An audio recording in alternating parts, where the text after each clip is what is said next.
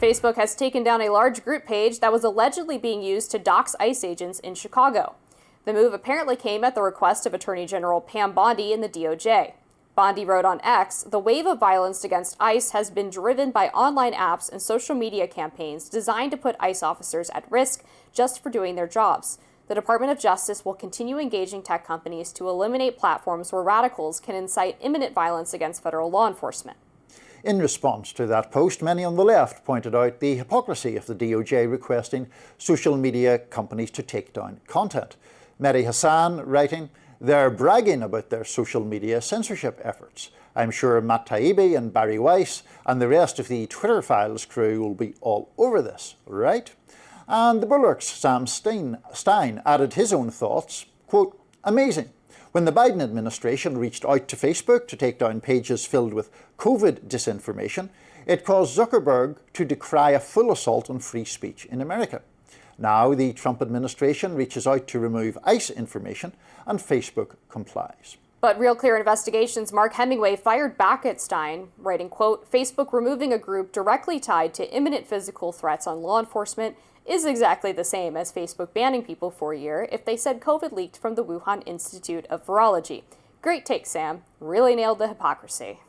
So, we may have disagreements on this topic more so than some of the others we've discussed today, because to me, there's a question about what these pages were being used for. I actually don't have an enormous problem with either the Biden administration raising concerns about COVID content or the Trump administration raising concerns about whether people were being intimidated by what had appeared on social media. What I would like to see in both cases, but since we're talking about the ICE one right now, is proof that those applications were being used to actually target people rather than, as some of the people behind them say, merely used to say there are ICE agents here or there at this location or that location. To me, yes, I understand that the location of law enforcement agents can potentially be used for harmful purposes, but then the law enforcement action should come down on the harmful purpose. To my mind, it is the right of citizens to know where law enforcement people are or where there are law enforcement operations happening. If you or I as journalists see something happening in a public place, we can record it or talk about it or anything else. So my objection here is not the government raising objections, it's whether the objection is well-founded. Yeah, I think that's a good point. There is a difference between doxing ICE agents, meaning revealing their identities. Personal addresses or something. Personal addresses, yeah. Exactly. Telling people to go to their homes and saying there's ICE activity in this area. I do think that's different. I would underline Mark Hemingway's point there, which is that doxing is against the policies of pretty much every social media site. If you post the personal address of some government official, then your post gets taken down. That has always been the case. So I think the DOJ flagging that as an obvious violation of their own policies is much different than when the Biden administration was not just going after things that they perceived as untrue, but things that actually were true in terms of the lab leak theory. You were not allowed to cast doubt on the efficacy of COVID vaccines, whether they stopped you from getting or spreading the virus.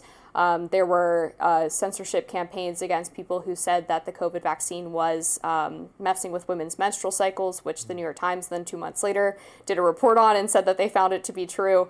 And so there is a necessity for government officials to be very cautious when trying to flag things for social media companies when it is protected speech or is not outside of the guidelines of a social media policy. And under the Biden administration, there was an explicit group within the Department of Homeland Security whose job it was actually to flag social media posts that they did not like and send them to people at these various social media companies and ask them to censor that information.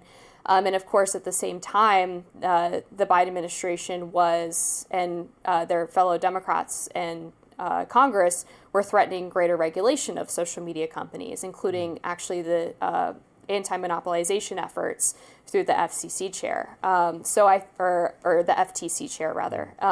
And so in this case, we see that you're targeting ICE agents, you're putting their home addresses on this website, this is against your doxing policy, as opposed to this sort of coordinated effort to get rid of information that was politically inconvenient. I mean, I would also throw the Hunter Biden laptop story in there, which they claimed was Russian disinformation. To me, those are really two separate issues. Yeah, I mean, the COVID matter is one where I broadly have a more generous interpretation of the then administration's actions overall than you do, or certainly than Robbie Suave does in these matters, because here's where I kind of come down on that. I mean, you say it was about eliminating information that they didn't like, and I would say we were in the middle of a once in a generation or once in a century pandemic.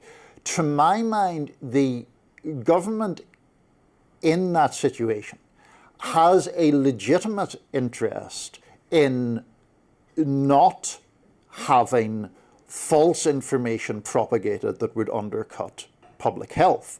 Now, the question is, were some of the judgments wrong or disproven? And that's a whole debate that we would be here all day having, but certainly there were clearly instances where the scientific consensus shifted or whatever. But this gets back to the parallel that I'm drawing in relation to the Trump DOJ thing as well, which is that my objection isn't to the government complaining or making representations to social media companies.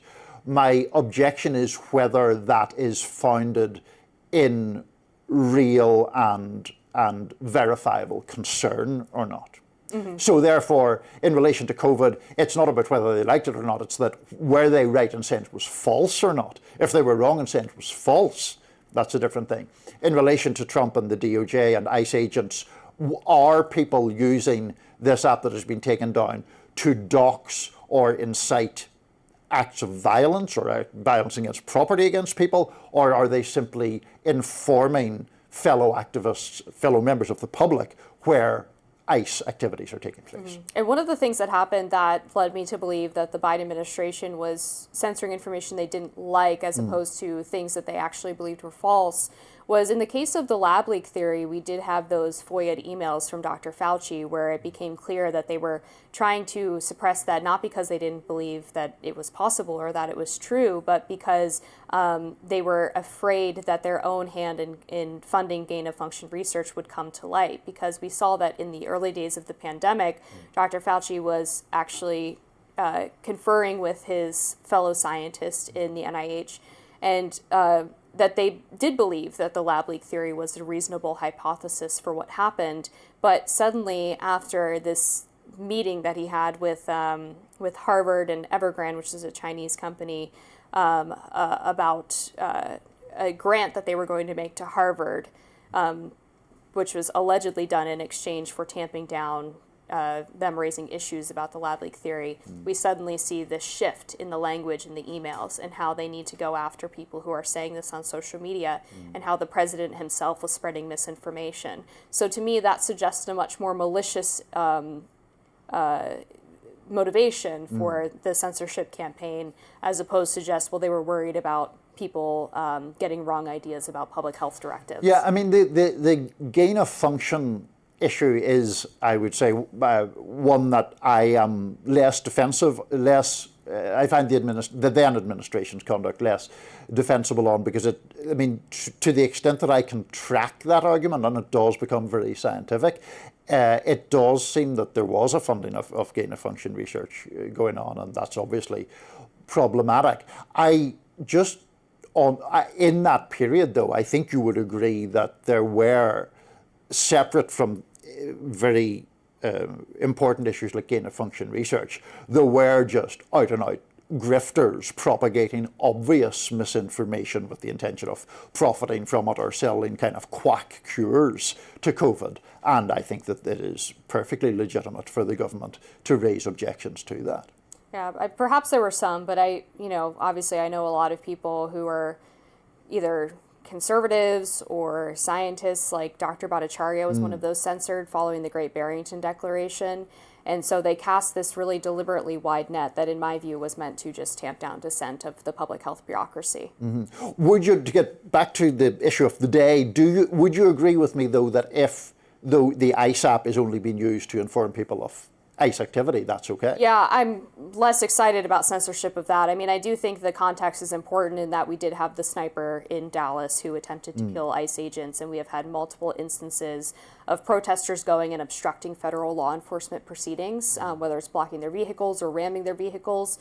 So I understand why the DOJ is more sensitive to even just tracking the locations, but I do think there is a distinction between that and actually doxing. Yeah, I mean, in that instance, I just think, well, if people are, for example, ramming ICE vehicles, that's a criminal offence for which they will presumably face prosecution. That's the issue there. That, I think, can be severed from an app that is informing citizens of what law enforcement agents are doing.